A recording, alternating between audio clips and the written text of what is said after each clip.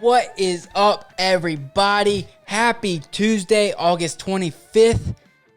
I'm excited for today's episode. We do have a couple hurricanes coming our way. There's a pandemic going on, and it is scary times. However, the Fantasy Tap's here to save the day.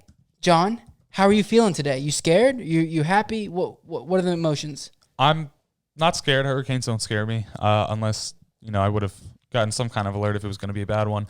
But I'm excited. We're 17 days until football. Oh, so there was a news article that came out that there were 0 active cases of COVID amongst players out of the 500,000 plus tests they've done. So far the season is looking good. So really excited, getting happier and happier every day. Very excited. It's going to be a great year. It's going to be a great day. Thank you for tuning in. Today we have our top 11 to 24 consensus rankings. That's going to be a great show. But before we get into that, I really quickly want to say how much I really appreciate all of the support we've gotten lately. It's pretty neat to go on Simplecast and see the charts go up and up and up on our views and on the rankings. It's been amazing. We really appreciate it. We also have a YouTube channel. We do. You gotta check it out. Yeah. Make sure you guys subscribe to it. We have to reach a certain amount of subscribers before we're actually able to link it properly. So once we hit that point, it'll be a lot easier for us to even get our channel to people. So if you guys can support us in any way, especially on our podcast review on whatever app you use to listen to this, make sure you give us a rating and a review. And if you guys want to give us a 5-star rating, awesome. Make sure you do that. And then if you guys have anything bad to say, just reach out to us on thefantasytap@gmail.com or @thefantasytap on Instagram and Facebook. Not bad, just constructive criticism. And send it our way. Or if you guys have any questions, but we'll get to that later. Yeah, so hit us up, like he said, Instagram, Twitter @thefantasytap, and then YouTube. If you go and search The Fantasy Tap, you can subscribe, hit the little bell next to it. You'll know when we go live for our Sunday live mock drafts, which we just released. And yesterday, or the day before, today's Monday. Ooh, well, technically Tuesday, but for us, Monday. So we just released one yesterday. We have 2 more coming up. We've got one this weekend, which is an actual not mock draft. It's actually going to be our listener league draft. And then we'll have one more on the 6th. So check out YouTube. We go live every Sunday. And then also something pretty cool that we're going to announce today is our blog is coming out. Going to have a ton of content there.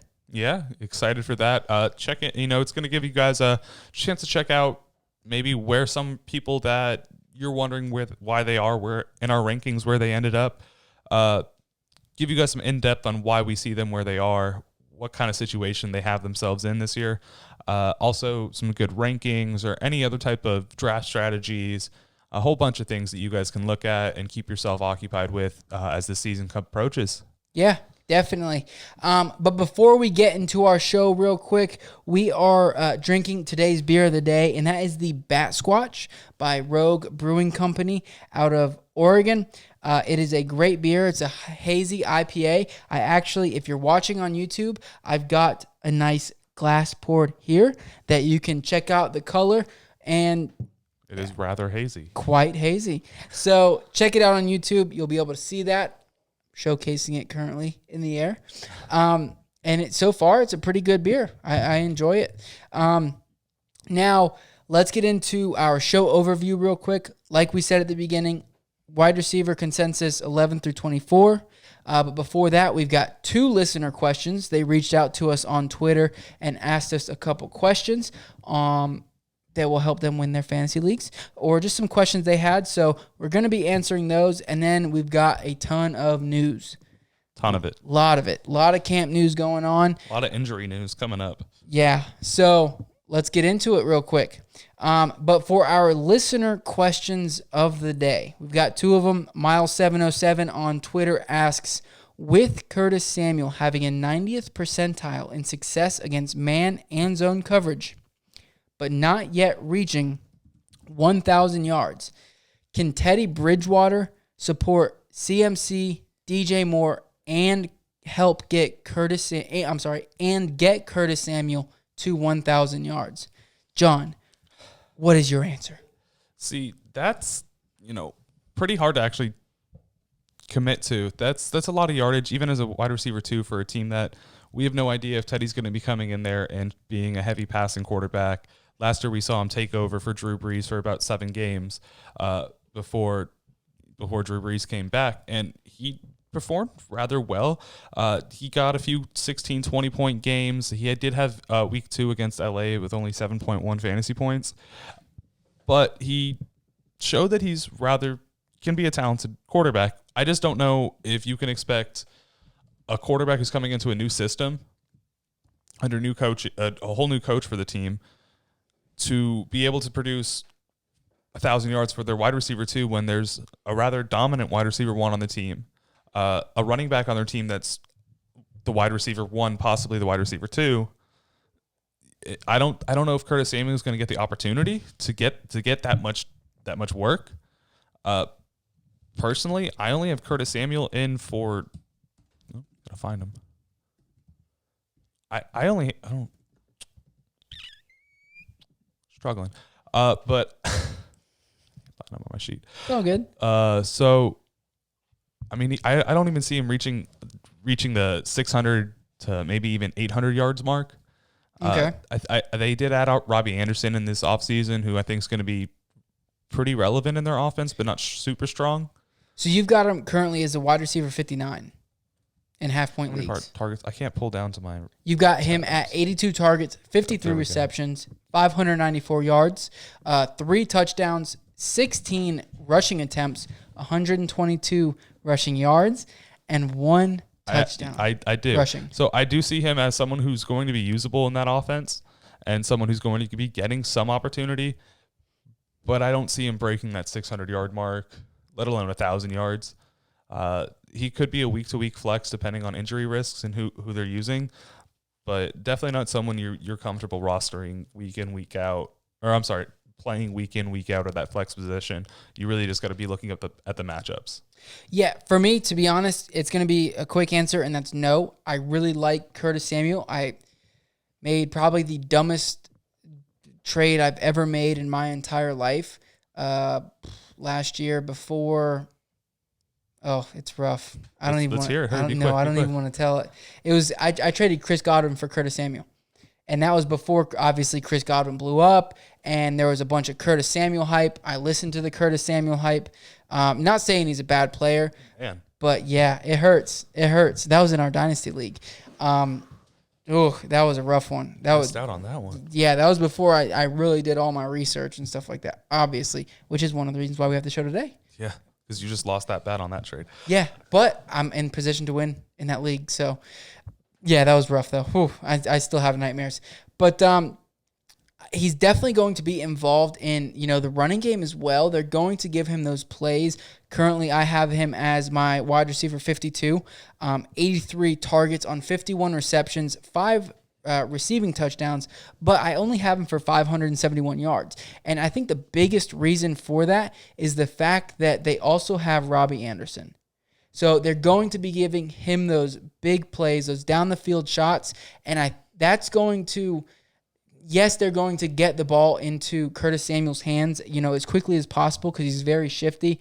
I have him for 21 rushing attempts for 172 rushing yards. So I think he's going to be involved in the offense, but to getting him to 1,000 yards, no, I don't see it. Last year, and I know they didn't have the best quarterback play, but he had 627 yards. He did have 494 yards the year before, but he played 13 games. So I don't see it. If Robbie Anderson wasn't there, then there is a path for him to get that. However, with Robbie Anderson there, I don't see it. And the work going to Christian and then DJ Moore, I don't see it. I was going to say, I've only got Teddy Bridgewater throwing 3,700 yards next season, which is a decent amount. And 1,000 of those plus is going to be going to DJ Moore, and 1,000 of those plus are going to be going to Christian McCaffrey. So that doesn't leave much. Doesn't leave him enough share to be able to break that 1,000 easily. Yeah. So, Miles, to answer your question, no, I don't see it. He's great against man and zone, but there's too many mouths to feed, and with the amount of passing opportunities as well as the quarterback they have, no, he will not get to 1,000 yards. So let's move on to our second and final question. It's Steelers Dad 1989 on Twitter asks, can I really trust Josh Jacobs? Oh, John, this is a good one for you. Oh, yeah. Can I really trust Josh Jacobs to take the next step forward with all the pass-catching running back options the Raiders have signed or extended this offseason? John, get into it real quick because I know you have some feelings on this. So my idea on this is absolutely not. They've talked about it prior to this offseason. They've talked about it briefly into this offseason. But as soon as camp started coming out, you don't see it. You first off don't see him getting that work in practice, and you don't see them talking about him getting that work anymore. That hasn't been a conversation in a while. And I think we need to understand, they did draft pass-catching running backs. They've added pass-catching running backs in the offseason. They just added one the other day in Theo Riddick. And Theo Riddick. So you've got 3 players that are definitely, and they re-signed Jalen Richard. So you're adding all people that are going to be doing that pass catching work. Lynn Bowden. And Lynn Bowden's there. He's someone I'm super hot on because he's someone that's going to be playing all over the field, but it is what it is. But no, Josh Jacobs not going to be getting that pass catching work that they talked about last season. I don't know if he's the pass catching running back type. I mean, he might not have that skill set, and they have other players who do excel in that, so they're going to keep up on it. It's not to say he's not going to be getting any targets. He's just not going to be getting 50, 60 to make him a pass-catching back that's relevant in any type of PPR or half-point PPR format. So last year he had 27 targets, 20 receptions, 166 yards, and no receiving touchdowns.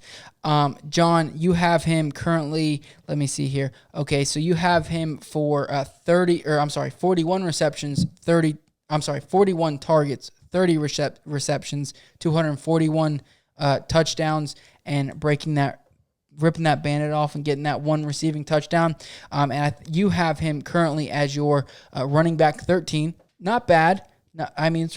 Just right outside running back 1, and that is totally possible. I personally have him as my running back 10. I think he'll get a little bit more work just because of in the pass catching game, just because he is I believe he's going to be a little bit more focal point of that offense, but I don't have him for a ton more. I only have him for 52 targets and 39 receptions, 316 receiving yards, and 1 receiving touchdown. The Theo Riddick signing definitely scares me because he is, obviously someone who's come in from team to team lately, just taking up some pass catching work. And he's a pass catching back. So that does, and I haven't really adjusted him too much. I don't know if I'm going to, because I'm not too worried at 39 receptions. I'm not too worried. If I had him over, 60 targets, then I would be. But I'm comfortable for where he's at. But do I think he's going to get over 60 targets? No. And especially with them bringing people in. I think the biggest step forward that you can expect from Josh Jacobs is his rushing attempts. I have him going from 242 last year all the way up to 294. And John, I believe you have him at 281. So I think I've got 281 running for 1341 with 8 touchdowns. We do have a difference in touchdowns, so that's just not, I believe, on the amount of attempts. But I don't see him getting. I see him getting more attempts than last season. I don't see him doubling that. And the only reason I see him getting more attempts is I'm expecting more of the same in the pass catching work, but on his more, just being on the field more often, it's gonna happen eventually. I just don't see him I don't even see him breaking into the past 50. I think 41's possibly the ceiling that I could even expect him to get, especially with the Riddick sighting. But his rushing opportunity and the amount that they rely on him, and as skilled and talented as he is, he's in a great opportunity. And even at 13, that's a super comfortable 13. Yeah, that's not someone that I'm picking up, and I'm not I'm like, okay, I'm following my rankings. I'm like, okay, wow, okay, I'm getting someone good right now. So absolutely happy with that. Thank you, Steelers Dad, for tweeting that in and letting us know you had a question for us. If anyone else wants to reach out and have your question mentioned to us, or want to hear something that you're questioning on your mind, if you guys have any trade questions, questions. I know Dynasty leagues right now, as it's getting in towards season, people are starting to jump back into those leagues and try to update their rosters where they can. Hit us up with whatever you got, and it's going to be at the Fantasy Tap on Twitter and Instagram. Boom. And the fantasytap@gmail.com. Instagram, we are posting our rankings as the episodes air on there. So if you guys just want to quickly jump in and check who we have, or even just check in and see, why do you have this person here? We are answering a little bit of questions here and there as they come in. We are pretty active on there. So if you guys want to tune in and very actually active. We will respond. So if you guys have any questions, it's a great way to reach out to us. And once we get these blogs going and stuff like that, we'll be posting more content on Instagram and Twitter. We're also going to be posting our individual rankings too. So we'll be getting that out there. A ton of more content coming to you guys. But let's get into our NFL news here. Getting all that information on what's going on in camp and things like that. John, you want to start us off with some terrible news. Unfortunately, it's injury. All of it, I feel, is injury. Most of this is going to be injuries and just stuff to look out for. So we're going to run through these quickly. Some of these are things you don't need to worry about too much. Others might be. One thing that you might want to pay attention to, Tyrell Williams is suffering a torn labrum, but Tyrell did say that he was not planning to get surgery and was planning to play through the season with the injury, which is something that scares me more than him going to get the surgery and coming back possibly healthy. So something I would probably stay away from this season if it's a redraft. Maybe a little bump to Ruggs, Renfro, or even Bryce Edwards or Braylon Edwards. Bryce Edwards. So they just posted a little another little clip of him catching a touchdown pass in camp. So yeah. So obviously, Tyrell's been on the last leg of his, been in and out with injuries the past couple years. Also someone who's only been boom or bust, never really a super solid play. So not someone I'm drafting anyways, but just something you want to pay attention to. I'm looking real quick. I just Googled this and I'm not a doctor, but I just went on all-knowing Google, and I Googled torn labrum shoulder surgery recover time. Obviously he's not having surgery, but it says it takes at least 4 to 6 weeks for the labrum to reattach itself. And then another 4 to 6 weeks to get strong. Obviously, he's not having the surgery, but that doesn't give me the warm and fuzzies. No, it scares me. It means that for me, they're at least going to limit him, and he's not going to be as explosive as he can be and be his best. I think Bryce Edwards gets a big bump in this offense, and potentially Henry Ruggs, but I think Bryce Edwards really gets the biggest bump. I mean, he'd get the biggest bump, but I because he's someone who is already fighting. I mean, he's been getting first team reps, but he's someone who's been pushing for that starting full roster spot. While Henry Ruggs is the first round pick, so obviously they're almost forced to play him regularly, at least his rookie season. But I think Bryce Edwards and Henry Ruggs could be your wide receiver 1 and 2 there, depending on how Hunter turns out. We've been saying his name wrong the entire time. Thank you. Brian. Yeah, That's what I was saying. Braylon or something like that. It was close. Yeah, it's Brian Edwards. Oh, it's not even spelled weird. Not Bryce. I was thinking of Bryce Love. But yeah, he was just drafted in the 3rd round. So, and he's 6'3", 212 pounds. He's coming off an injury, and he was actually a first round prospect and one of the top 10 receiving talents pre-draft. So the Raiders might have even gotten a steal on him. Yeah, so he's definitely somebody to keep your eye on, and kind of see where he goes this year. Currently, he is going as ADP 207.5. So undrafted, pretty much undrafted. Yeah, unless you're in a very deep league. We should grab him in that podcasters league we're in. If he's in there. Yeah, I'm pretty sure. Check your phone. I already did. Moving on from to another piece of news. Mike Williams will be week to week after being diagnosed with a sprained shoulder. Another shoulder injury. So he, again, is someone who's been in practice, out of practice. It's currently he's did not practice today. So just pay attention to him if he's someone you rely on as a flex player. But other than that, just week to week, keep your eye on it, watch the injury reports coming in, and then just tune into us and see if anything bad happens. We'll let you guys know. Yep. But some actual real scary stuff. Kenyon Drake was walking around practice on Monday in a walking boot.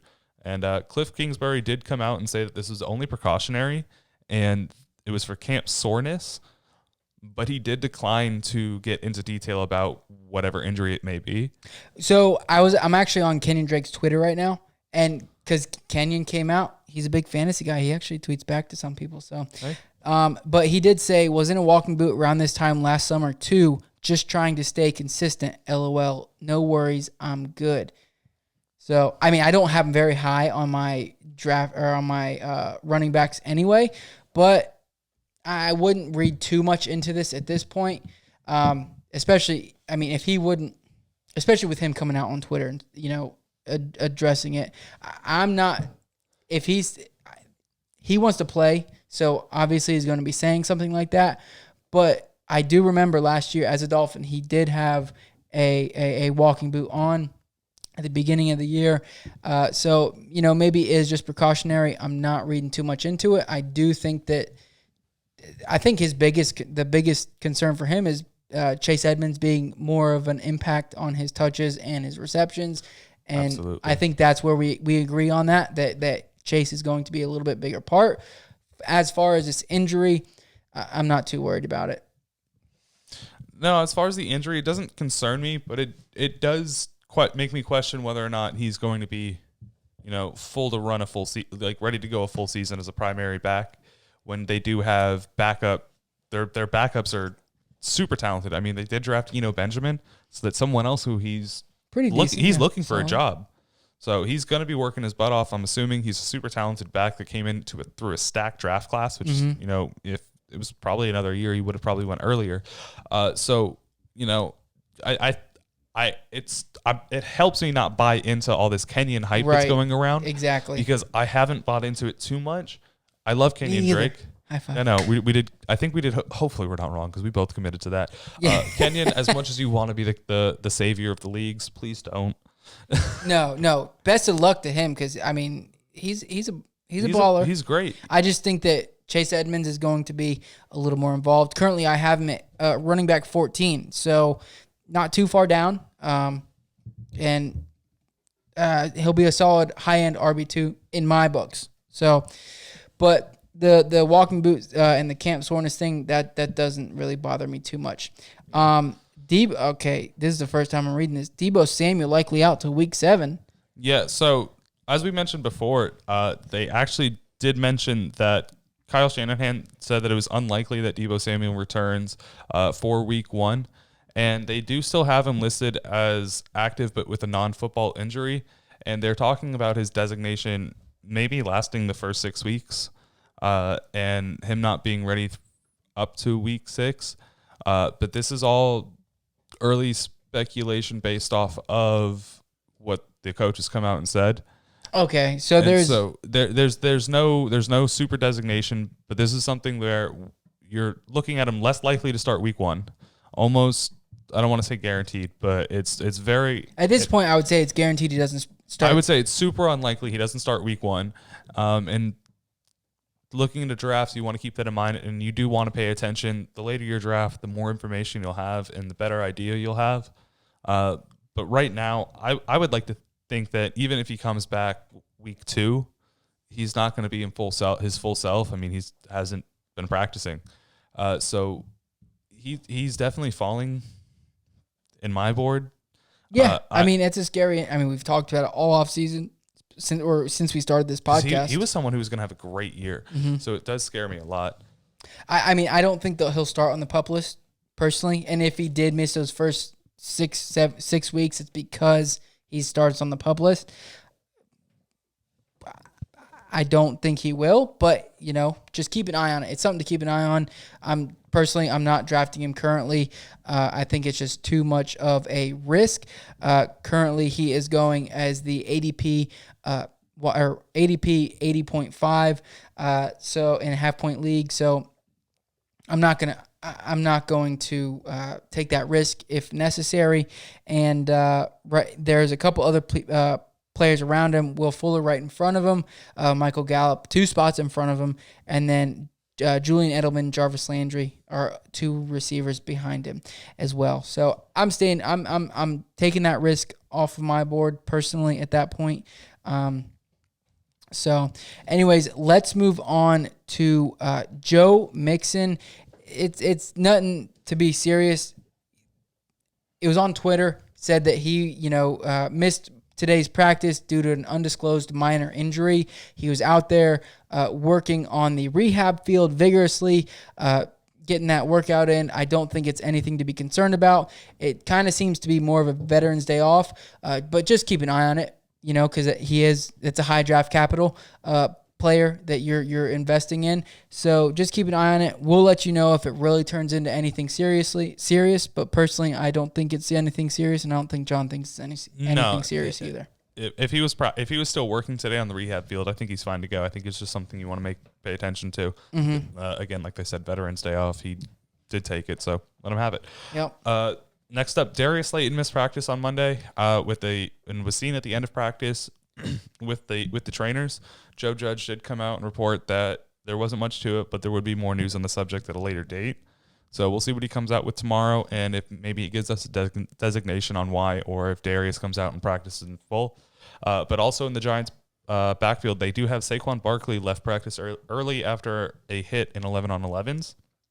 He did come back, but was ended up being pulled off the last 2 drills. Again, similar to the Joe Mixon thing, not something I'm looking into too much. Just want to pay attention to it in a future date and watch the actual amount of time he misses and see if that's actually going to affect game time possibly.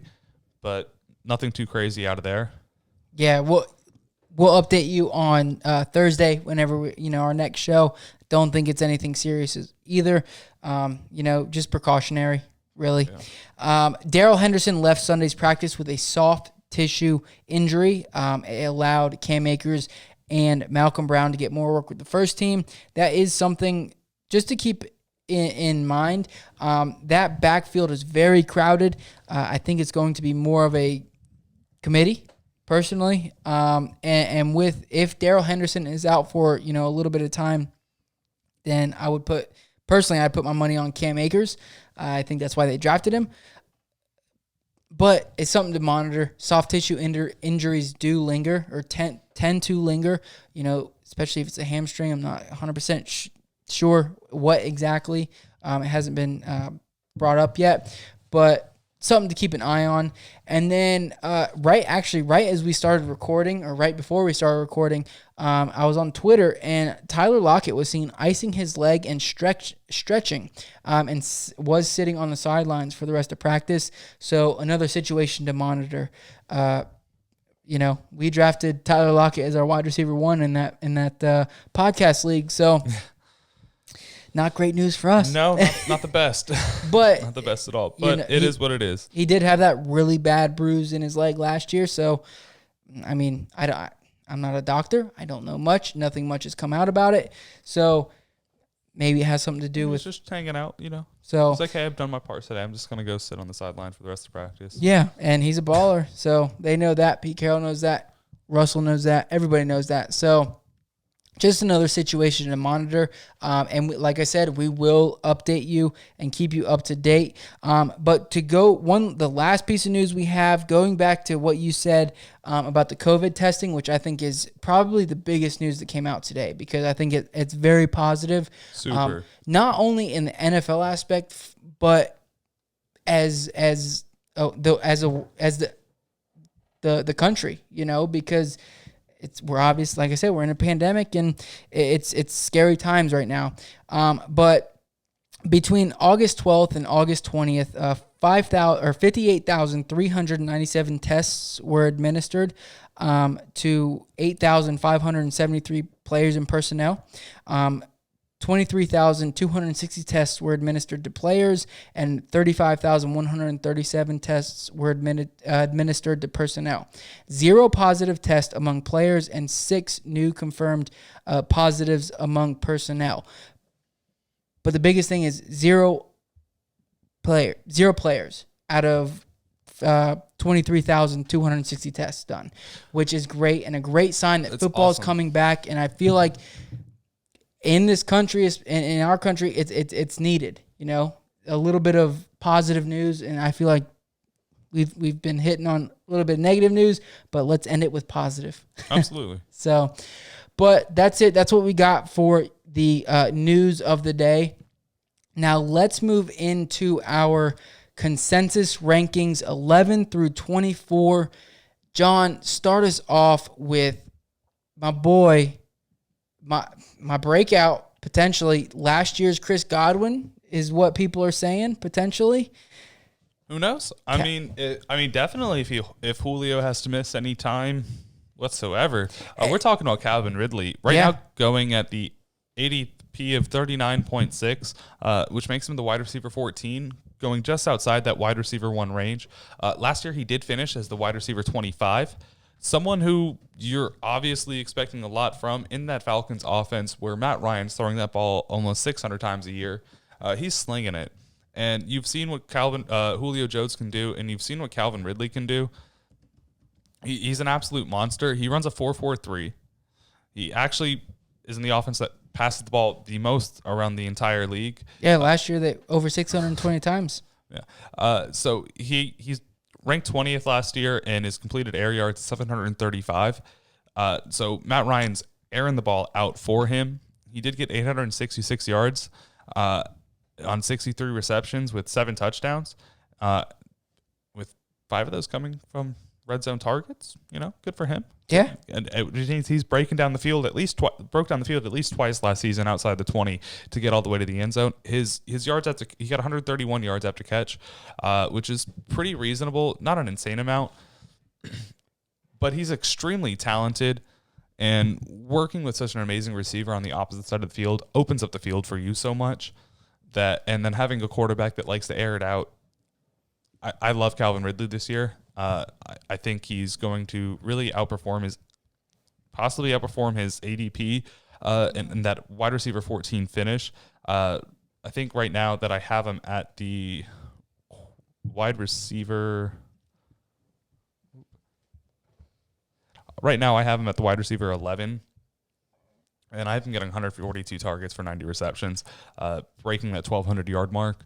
And I can absolutely see him doing it while Julio Jones still thrives in that offense. Yeah, I apologize. I did say 620 passing attempts last year. It was 684. So I was just a little off on the bottom end. But, I mean, they've led the league the past couple years in passing attempts, and that's other than Julio Jones now. Austin Hooper's gone. Other than Julio Jones and Calvin Ridley, I mean, they've got Hayden Hurst, who people are very high on, and Russell Gage, who, I mean, he's reasonable. Yeah, so, but there's really no big monsters there to take away from Calvin and Julio. That's why we have Julio so high, and that's why we have Calvin so high, is because there's not much competition in that offense. Especially even the running back room where you've got Todd Gurley just being signed, who's someone who's been a great pass catcher his entire career, but you're questionable about his amount of play time and how what he's going to be doing. It really opens it up for the wide receivers. Mm-hmm. Yeah, and it really does. And well, with all this, Todd Gurley, is he hurt? Is he not? He's going to open up the passing game, and he's going to help with that. But like I said, most of the targets are going to go to Julio and Calvin. Currently, I have Calvin at wide receiver 9, 136 targets, 92 receptions, and 8 touchdowns. So, his opportunity, we were saying it on Instagram, a couple days ago. Opportunity is really what pushes players up. I mean, he has shown it, and he has shown that he is a capable receiver. So the sky's the limit for him, even with Julio in the offense. Absolutely. And like I said, if Julio goes down, he's going to be thriving. So something that you should really look forward to. Coming in at our number 12, though, is someone who's going to be the number 1 wide receiver and someone we skipped over earlier when we talked about Curtis Samuel is actually going to be DJ Moore.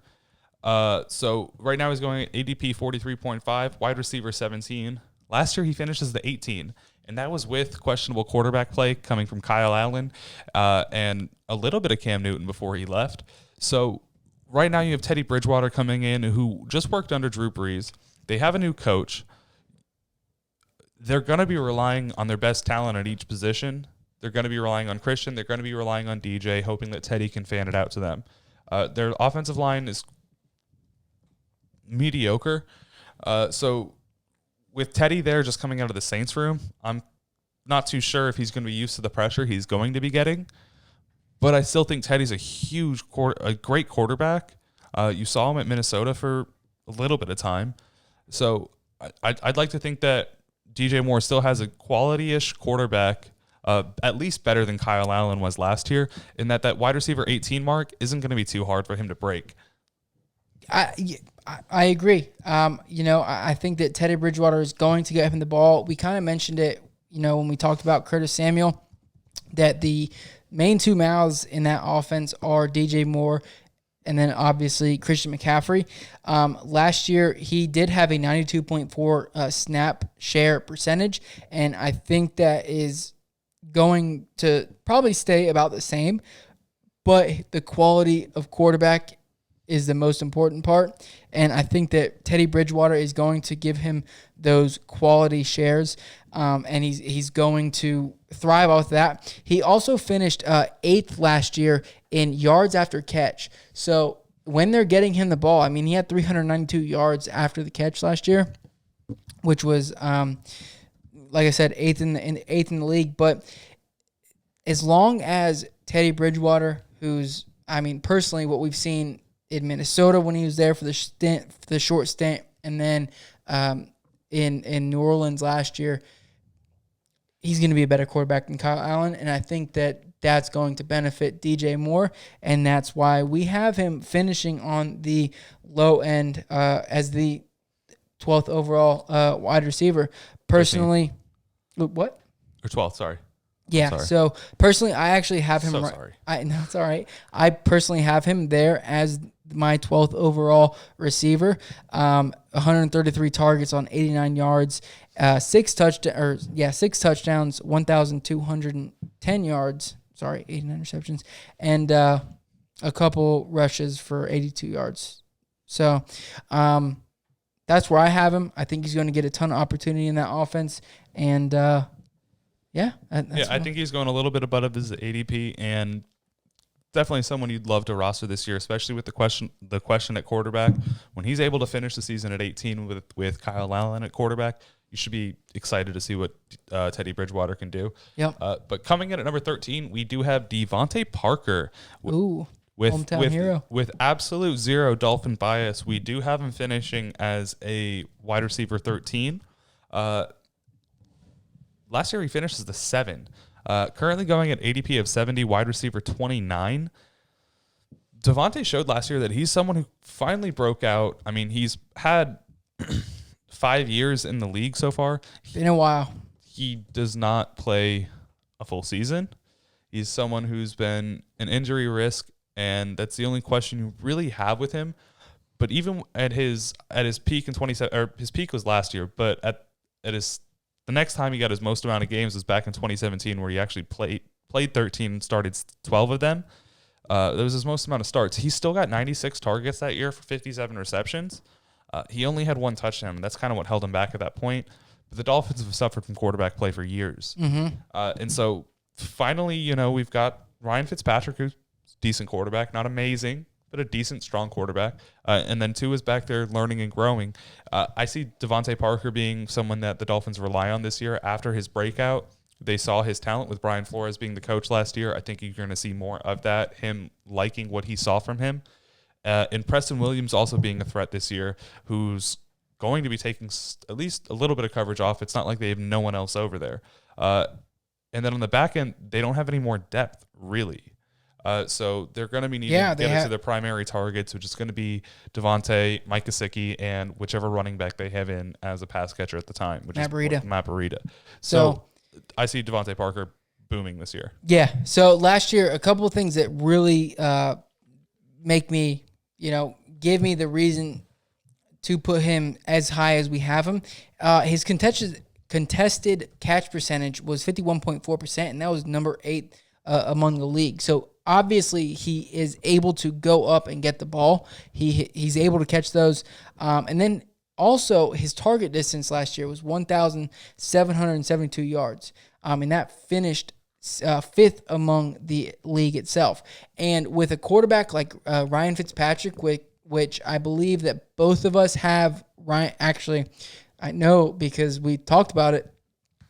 We have Ryan Fitzpatrick starting the first 8 or 9 games. About till the bye week. And exactly. And I think at least up until that bye week, Devontae is going to thrive. He'll have a quarterback who throws the ball downfield and is not afraid to throw up those 50-50 balls. And last year showed that Devontae can win them, So, yeah. I mean, he proved himself to be a red zone threat last year. And something that I actually really like to see here was something that I hope can at least get a little bit better was his catchable target rate last year was only 72%. So 72% of the passes that were thrown his way were actually considered catchable, which ranks 82nd in the league. But he was still able to do his 1,200 yards, 72 receptions, which ranked 20th. So hopefully with a little bit more of quarterback connection between Fitzpatrick and Tua, you can see that getting a little bit better. And if his balls get a little bit better, you can see more production from him. Better balls. Better balls always help your fantasy team. So let's move on to our 14th overall consensus. He finished last year as the wide receiver 4. So amazing. Top 5 wide receiver. Currently he's going as the ADP 36.8 wide receiver 11, and that is Cooper Kupp from the Rams. John, obviously right now we are under ADP. I mean, we're wide receiver 14. Do you have a little concern? Why isn't he up in the top 10? I mean, he finished as the wide receiver 4 last year. So personally, I have him as my wide receiver 14, and it's not lack of production. It's just going to be someone else we have coming up in maybe next pick, maybe a few more picks, just sharing the targets with someone else, and then quarterback play being not excellent but not terrible, meaning that there's going to be other mouths to feed. They did draft Van Jefferson this year. They do have Josh Reynolds, who's proven himself to be a solid, at least 3rd receiver for the team. So I don't see the Brandon Cooks leaving as such a boost for Cooper Kupp as I do see it for someone else, Robert Woods on the team. Mm-hmm. So, I love Cooper Kupp. I just see it being kind of like a Mike Evans, Chris Godwin situation where one person's going to thrive, but only so much more than the next, but not as drastic. I mean, I only have Cooper Kupp I have a Cooper Kupp for 136 targets and 95 receptions and 7 touchdowns. So I have him producing, but just not to the point to where it gets him higher in this rankings. And that's what it comes down to, is just total points at the end of the season. Yeah. So I agree with you there. I mean, currently I have Cooper Kupp as my wide receiver 13, so we're not very far off. I have him for 137 targets. There it is, 94 receptions, 7 touchdowns, and 1175 yards. Last year, at the end of the year, they didn't have Gerald Everett either, and Sean McVay has talked about going to more of a 12 personnel. So 2 tight ends, because they have Tyler Higbee and they have Gerald Everett. So that's going to put both Robert Woods and Cooper Kupp on the field. And we have seen that Cooper Kupp is a safety blanket for Jared Goff, but this year switching to only 2 wide receivers on the field, supposedly more than not. I think that he's going to also throw the ball around, move the ball around, like you said. Throwing to Gerald Everett, throwing to Tyler Higbee, throwing to Robert Woods. Or whatever running backs back there. Right. So I think that the ball is going to be spread around a little bit more than last year, that we're not going to see those, consistent throws to Cooper Kupp. Very talented receiver, and we obviously saw a connection, and that's why he is right in front of our next guy. Which is going to be Robert Woods, who is someone who I'm finding is a huge value. He's being drafted right now as ADP of 45.4 in a half-point PPR league, wide receiver 19. But last year still finished as the wide receiver 17 with Brandon Cooks in that offense and Cooper Kupp finishing as the wide receiver 4. Yeah. So if anyone's going to see the largest bump in this grouping, it's going to be Robert Woods, and it's going to be the fact that even on the lack of target share that he got last year with Brandon Cooks in there compared to Cooper Kupp, that should be going up the most. So you should be able to comfortably think that Robert Woods is someone you can. I'm totally happy drafting him right now at wide receiver 19. I mean, we have him at 15. I personally have him in for 140 targets, 92 receptions, and 1,113 yards, going just a 2 under Robert Woods, just above Amari Cooper, or just below Amari Cooper. So I think he's someone that you're going to be able to absolutely ball out with and grab him later, build that late, late wide receiver pickup when you're going running back heavy. Robert Woods is someone that should fall into you by at least the third or fourth round. He's one of my favorite receivers to grab. I mean, currently my predictions or my projections match up with his ADP. I have him at wide receiver 17, just four spots back from Cooper Kupp. I think that he will be at least return on investment. Last year, he did finish with 560 yards after reception, and that finished as the number 2 receiver overall. I mean, so get the ball in his hands. He's obviously a playmaker. And he also finished with 90 receptions, which finished in the top 10. He finished as the number 8 overall wide receiver in receptions. So I think with the yes, Brandon Cooks is gone, and they did get Gerald Everett back, who is supposed to be their big tight end. So that's why I don't have him a little higher, but he's going to at least produce at where you draft him, and I think that's the biggest thing, is getting that return on investment. So grabbing him at that wide receiver, 19. Last year he finished wide receiver 17. Mix that up there a little bit. But I think he's going to return on that investment at wide receiver 19. So anyways, moving on to our next wide receiver, and that is Odell Beckham Jr. OBJ, it's crazy. This is someone we're way different on, actually. I personally have him as my 12. And you've got him down here sitting at 25. And that just seems to purely be on a lack of targets and yards. How many targets do you have? I have him in for 151 targets, 92 receptions, almost just under 1,300 yards and 6 touchdowns. It seems right here you have him in for 136 targets, 82 receptions, just under 1,200 yards and 6 touchdowns. So I've got him for a little bit more yards and a handful of more receptions.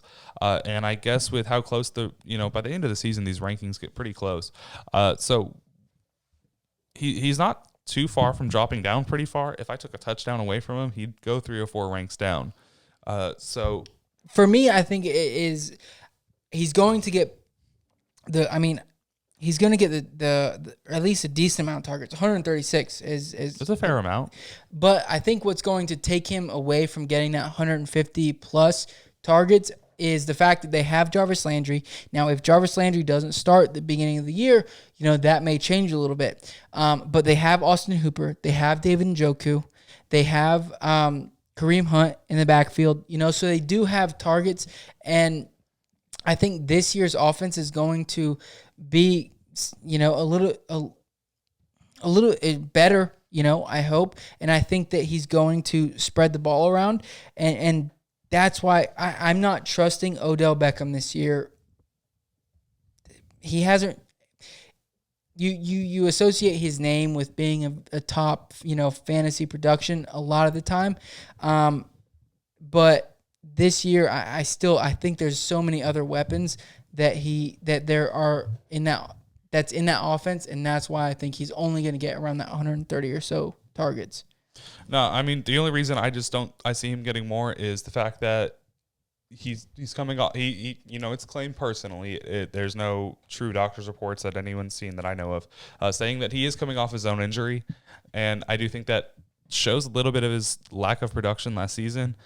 So I'd like to think that you're going to be seeing a full 16 games, full workload for him this year, and even with Jarvis Landers in the offense last year, including the games that Odell wasn't playing fully healthy, where he actually took himself out of games. I mean, Kareem Hunt and Nick Chubb were in there. Austin Hooper wasn't. But you saw how much they use their tight end position. That could change, and even with the larger workload there, I still think Odell can just barely breach that 150 mark. And he's shown in the Giants' offense. Otherwise, if Odell was Odell of the past, he'd be way up there on the list, which is why I'm comfortable having him where I do. Just barely in that one spot.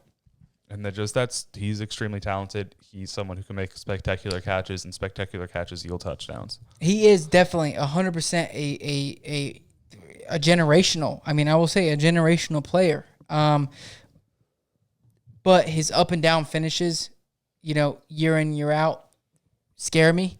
I mean, right now he's going as a wide receiver 18. I have him as the 25. I'm going to personally stay away from him, but you can take him at that 15, and he has the ability to finish as a top 3 wide receiver. 100% has the ability, but can he get the opportunity?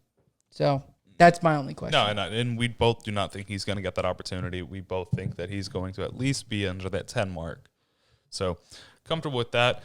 Now, looking at number 17, we've got someone who's moving into a completely different offense, someone I'm super hot on, and sadly, I'm apparently not as hot as I thought I was on him. And this is actually going to be Stefon Diggs. Where are you at with him? He's my 20, and I'm so... I thought you were 100 because... Like I said, we do these rankings completely unbiased. It's math, it's feeling of offense, it's understanding the players, it's a lot of research. Ton of research. And so once we put these stats together and we do our numbers, it kind of hurts to see your players you thought were in these huge opportunities just not being there. And so I currently have Stefon Diggs in my 20, which means that you have him at least in your top 15. I have him at 14. And that's crazy to me because I feel like you are hotter on him than I am. And because when we have him in our in that podcast league, and that was one of our guys that, we grabbed Lockett. We went running back heavy at the very beginning. We're like, we can grab Lockett, we can grab Diggs and be okay. And, I mean, I think we can. My only concern, and obviously, my projections show it, I think that Josh Allen can get the ball to him. You okay over there? I'm just I'm fine. I'm just looking at the rankings, and I'm looking at how you have them statted out. So, I'm sorry, I was looking at Mike Evans. I was looking at the other person. Okay. we have them for similar yards. It's the receptions. I've got him for actually.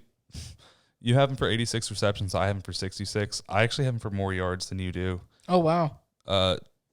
And then we have similar touchdowns. Well, and that's the thing. He was around that, I believe, 15, 16 yards per reception point. And I personally, I think that he's going to be in that, right now I have him in that 13 yards per reception.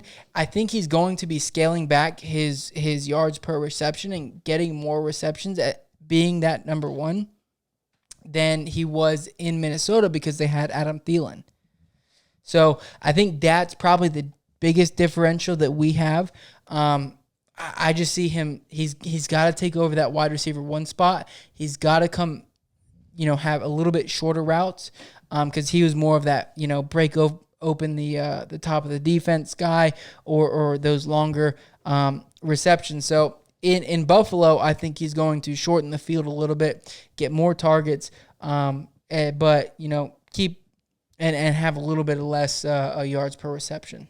So I think that's our biggest difference. Yeah, I see Kyle Allen being a quarterback that uses Josh a Allen. lot. Josh Allen being, not Kyle Allen. Josh Allen being someone that uses a lot of the offense's opportunities to rush the ball himself. And so you lose a lot there. They do run the ball a lot, and especially with Zach Moss being added. I don't think Kyle Allen's going to be someone, or Josh Allen's going to be someone that's throwing the ball exceptionally often, even though he does have a great deep arm. I just think Stephon Diggs is someone who's, when he does get the ball, he's going to be doing a lot with it, and I'm totally happy to see that. Yeah. Love the player. Yeah, player's great.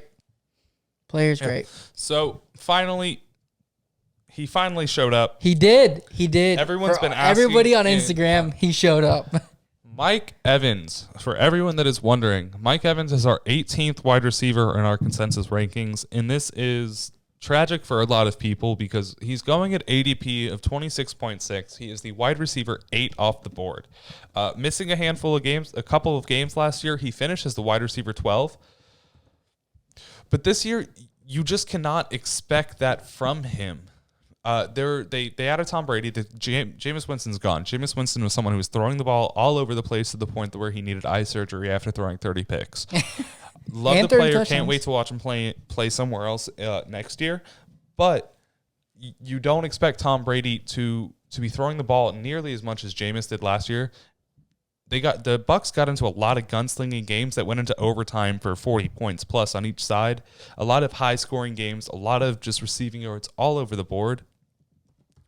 And then with the emergence of Chris Godwin, the additions of Brady, additions of Gronk, the additions of LaShawn McCoy, drafting 2 running backs who are both pass-catching backs, you just don't see Mike Evans' opportunity amounting to enough to push him higher up our rankings. Yep. He is extremely talented in what he can do with those opportunities. Is he a top 10 receiver in the league? Yes. 100%. 100%. Is Chris Godwin just 1 or 2 positions above him? Yeah. Yeah. Sadly. I would say so. But is that opportunity with Brady going to give both of them enough targets? No. Tom Brady's going to throw it to whoever's the most open and is going to get him the furthest downfield. Yep. And sadly, that's going to be Chris Godwin. And you're going from I'm going to take that for him. Sorry. Well, no, you're going from a quarterback who has thrown, or last year he threw 60 deep ball targets, and that was ranked, I believe, 15th in the league, or maybe 16th. And then you went from Jameis Winston, who threw 113 deep targets, and that was top 5, I believe. So I don't have the stats directly in front of me. If you could pull those up real quick. Gotcha. And then my other big thing, and John will be like, oh, average target depth is your big stat. But, I mean, it is. He, last year, and you can say that he didn't have the receivers for it, and because he really didn't. But at the same time, he is getting older. I mean, he's 43, I believe. I mean, he's in his 40s. His arm is not going to be the same as Jameis Winston's. Last year, Tom Brady had an average depth of target of 8.1 yards compared to Jameis Winston's of 10.7, which was in the top few in the league. And Jameis actually ranked number 1 in deep pass attempts last season. Boom. As well in passing attempts, air yards, passing yards, attempt distance, interceptable passes, danger plays, ranked 2nd in passing touchdowns, and ranked 1st in interceptions with 30.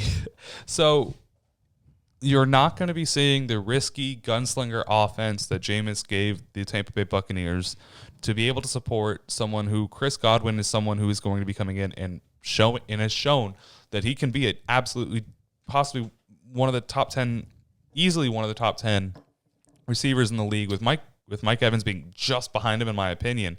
I think Tom Brady came to Tampa Bay because their weapons are insane. Amazing. So Mike Evans, love you, but you're not going to get enough to push you past other people. You're still going to be an extremely valuable fantasy asset, but just not there. But John, listen. Tom Brady had 101 red zone attempts last year, and that was ranked 1st in the league. So? He's on a completely different offense. But there are too many, but I'm saying people are going to argue that and say, oh, well, he had the most red zone attempts, so he's going to be throwing the most red zone touchdowns, and Mike Evans is going to get them. Yes, I have him at 8 last year, but at the same time, there are so many mouths to feed and so many red zone options on that team that it's kind of a moot point, because you've got Chris Godwin, you've got Mike Evans, you've got O.J. Howard, you've got Cameron Brate, you've got Rob Gronkowski. So there are so many other receptions or options in that league or in that team. On that team. That it's really going to be a moot point. Everybody's going to be getting the ball, and I see him getting those 8 touchdowns. So talent times opportunity yields fantasy points. Yeah. And he has the talent, does not have the opportunity, but has enough opportunity and talent to get himself up and as a wide receiver too, without a doubt. And that's a comfortable field. That's not a ceiling. That's not a floor. That's fair in the mid-range of where we see him. 100%. And if I was comfortable drafting Mike Evans in the top 10, I would let everybody know. You know, I'm not knocking him because he is an amazing receiver. I'm one of those receivers, Chris Godwin or Mike Evans, one of them are going to be a top 10 receiver. Top 5. Yeah, well, I think we have him top 6. But my money is on Chris Godwin being a top 6 to top 5 receiver. That's it. Point blank period. That's why we have Mike Evans so low. So let's run through real quick our 19 to 24 and kind of before we super quick on these. Yep. Number 19 is going to be A.J. Brown, who's going ADP of 39, wide receiver 13. He did finish as the 15 last year, but he did prove himself to be Tennessee's number 1 offensive threat besides Derrick Henry. Mm-hmm. Should be able to see the same from him. Don't see enough from his opposing receivers to be able to take enough of that from him. They didn't draft at the receiver position. Have an amazing offensive line. Quarterback situations more confined. They do have Jonnu Smith though, who's kind of taking the next step. Ryan Tannehill will be their quarterback hopefully all season after they just paid his contract and they found that he is a reliable quarterback for him. So there's not going to be that quarterback battle going on midseason. Coming in at number 20, someone apparently I'm really happy to play this year. It's going to be Courtland Sutton. Yep. He's ADP of 64.2, going as the wide receiver 28. So you're going to be getting a value on him. And that's right where I have him is 28. Yeah. Wow. So his wide receiver finish is 19 last year, and that's with Drew Lock getting in there after Joe Flacco came MVP. Joe Flacco's coming off one of his worst seasons of his career. So I think with Drew Lock being the quarterback throughout the year, you're going to be getting Courtland Sutton a lot of work along with Jerry Jeudy. I think Drew Lock's someone who's going to be an amazing quarterback. He just didn't have the touchdowns and yards to finish higher where I wanted him. Mm-hmm. Again, non-biased rankings. Yeah. Sad. But I see Courtland Sutton, who's proven to be an amazing talent. Even the receivers in the league that talk about the guy let you know that he's an amazing talent, and they tell you that he's someone who they say that Denver has 3 wide receiver 1 talents on the roster. KJ Hamler did get a little hurt though, which hurts. Yeah. But actually helps because now it makes Courtland Sutton even a more confident higher round pick. Yep.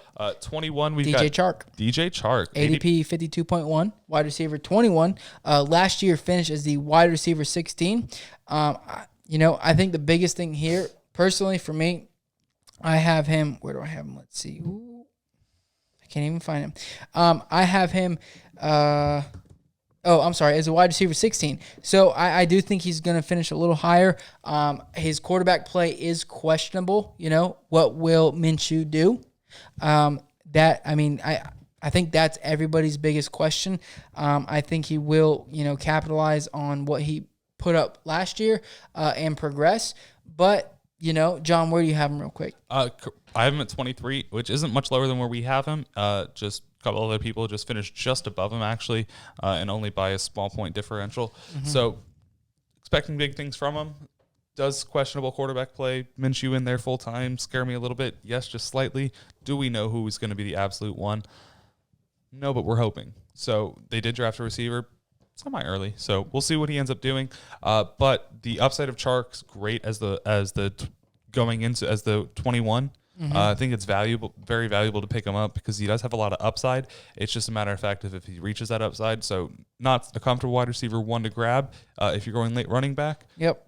But definitely a comfortable wide receiver too. After that, we do have Terry McLaurin, ADP of 57.5.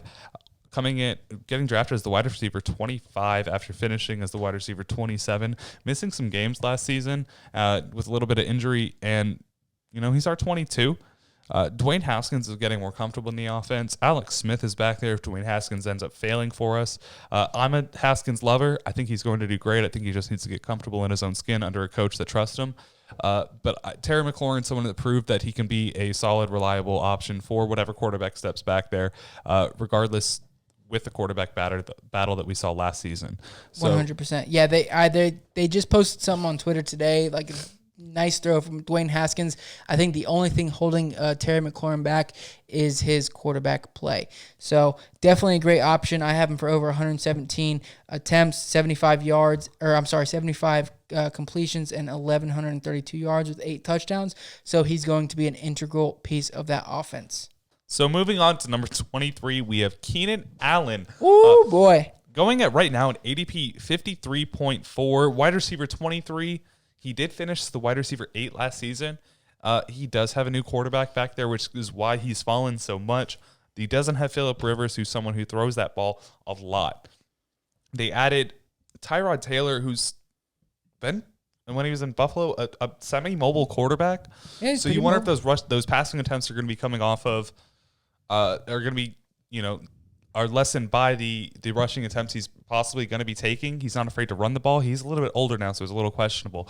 But Mike Williams is hurt earlier today, so if that's something that we're going to be looking forward to later in the season, the Chargers are someone who has one of the shortest receiver depth in their backfield. I mean, outside of Mike Williams, I think you have one other guy and a handful of rookies. So with Mike Williams out, you're going to be seeing Keenan Allen and Austin Eckler getting a handful of those receiving targets. So I love Keenan Allen this year. I personally have him as my 24. But with Mike Williams being out, I think I'm going to see his touchdowns going up, which I could shoot him up a lot for me. And I'm actually going to be happy drafting him earlier than that now. Yeah, no, I have him personally as my wide receiver 22, 141 targets, 94 receptions, just under 1,100 receiving yards. He is an amazing route runner. He is one of the best in the league. And I think we have the same stat line for him. Do we really? Yeah. 1099?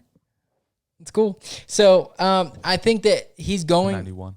Yeah, he's going to, or he has that opportunity. He is probably the most underrated wide receiver in the league. 100%.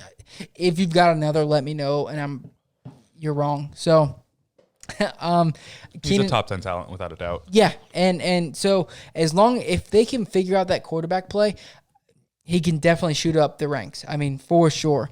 Like I said, I'm happy drafting him a little bit earlier. He's just missing some touchdowns for me. The quarterback plays a big thing, but I think the Tyrod coming into this offense is going to find a reliability in Keenan Allen, and he's just so talented. Right. Yeah, very much so. Yeah.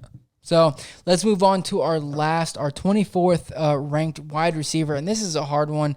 Tyler Lockett, ADP 49.4, wide receiver 20, finished last year as the wide receiver 14, and he was hurt a little bit last year. Obviously, he has DK Metcalf there in the offense to challenge him, but he did finish with 1,057 yards, 8 touchdowns, 82 receptions on 110 targets, and he is involved. He's very much involved, in that offense. Like I said, he did have a little bit of an injury, which slowed him down for a couple weeks, but he is a very good talent. John, what are your thoughts grabbing Tyler Lockett? Right now he's going at the wide receiver 20. So, what are your thoughts? It hurts. I think him and DK are going to have fairly similar finishes. I actually have DK just going a spot or two above him. But I think that Tyler Lockett's someone who's going to be extremely consistent in Seattle's offense. Russell Wilson, someone, again, who can sling the ball while also being a semi-mobile quarterback. And he's getting older every year, so I'm assuming those rushing attempts, you're going to be seeing a regression in those. Well, you should be seeing a progression in their passing attempts, especially while their running back room is becoming more and more questionable day by day, with Chris Carson, Carlos Hyde, and Rashad Penny being there. I just see Tyler Lockett being such a talented receiver as far as his ability to catch and keep his body in bounds. You saw multiple pass attempts last season where he's doing toe taps. He's barely catching it on the edge of the sideline.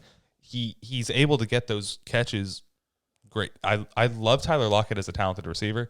It's just going to be DK Metcalf's also talented. How much is he going to steal from Tyler? Exactly. As well as, are they going to be opening up the ball more to different receivers? If Will Dissly comes back fully healthy, is he going to be taking targets away from those receivers because he's an extremely talented tight end? Very much so. So, and then Carlos Hyde coming back there, he's not someone who can't catch footballs. So let's see. It's just, I just don't know if you're going to see the same production from Tyler Lockett that you will last year. And then the question of his health. Personally, yeah. I think the health's the biggest thing.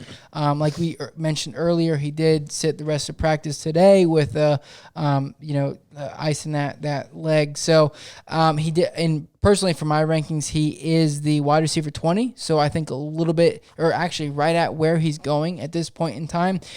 He did. If you look at last year, he had a 124 points. Or I'm sorry, Russell Wilson had a 124.7 quarterback rating when targeting Tyler Lockett, and that was 5th in the league. So that's great.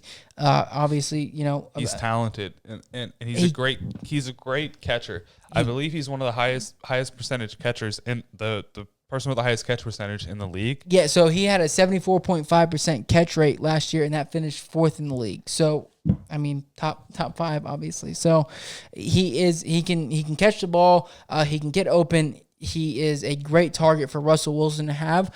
But what does DK do to his his targets? Is there a possibility that both of them finish as a wide receiver 1? I believe 100%. I believe there is a possibility. If they get enough passing, at that point it becomes passing touchdowns. Attempts. I think if Pete Carroll lets them throw the ball, because they finished 3rd last year in rushing attempts. If Pete Carroll does let them open up the offense and throw the ball, then that's where the percentage is for them to both finish up there. I mean, personally, I say we both have him over 522. I mean, I have Russell at 522 attempts next season. You have him at 531. Mm-hmm. So we definitely see them getting that ball out a lot. So if they can do more than that, you should, like you're saying, if they throw the ball more than they did last year, you should only see more value from those players. Mm-hmm. And we have seen that both running backs that they have invested draft picks in are injury-ish prone or fumble prone in Chris Carson's case. Yeah. So if they let Russell air the ball out, they did say they're going to let DK be more dynamic this year. We should see a lot from him. Yep. So, anyways, that is our 11 through 24 consensus rankings. Hit us up on Twitter, Instagram. Let us know what you agree with. Let us know that what you disagree with. But anyways, let's get into our beer of the day.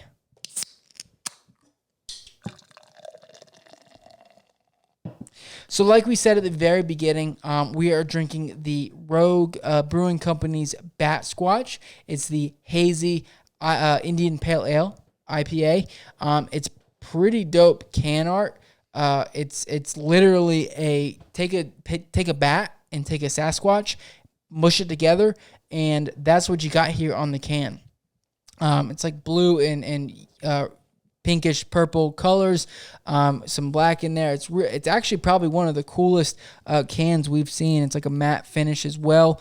On the back, which I think is the coolest thing, there's this is my favorite thing. This is actually why I picked it up. Yeah, there's a little star on the back, and each point of the star, it says pine, citrus, tropical, malt, and bitter, and it ranks, or the star is colored towards more what it is. So for this beer, and we're going to have to pick up some more Rogue Brewing companies to check out the stars on the other can. But for this beer, it points all the way up on tropical, probably about 85% up on citrus, and then 15% on pine and bitter, and maybe 5% on malt. So, and when I smell the beer and taste the beer, very tropical, very citrusy. See, I get a huge orange smell, which made me eventually, like originally when I saw it, I didn't look at the Hazy IPA. I just cracked it open, smelled it.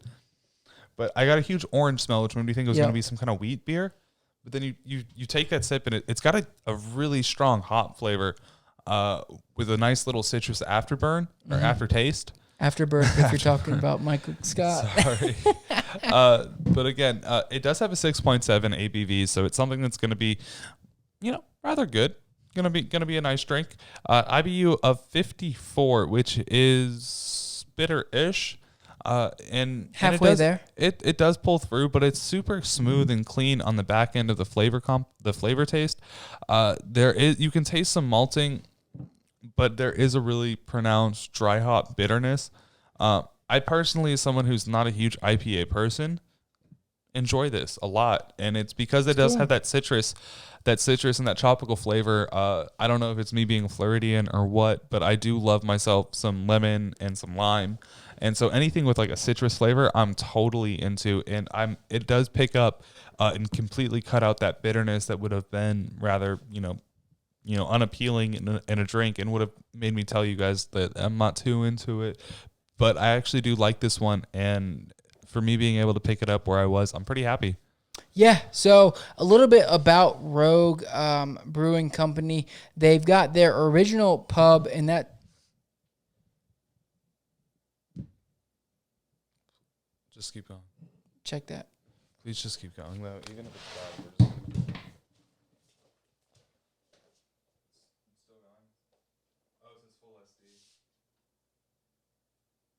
Oh, well, That's fine. I'll just put the thing, whatever. Yeah. We'll be fine. You want to clap again? It helps. Oh, I guess it doesn't help. But it's fine. It's fine. Whatever. Fuck it. Hold on. Run it. So if you look at the on their website, rogue.com, pubs, they have pubs all over Oregon. They're out of Newport, Oregon. They've got 3 pubs in Newport, Oregon. They've got 3 in Portland, Oregon.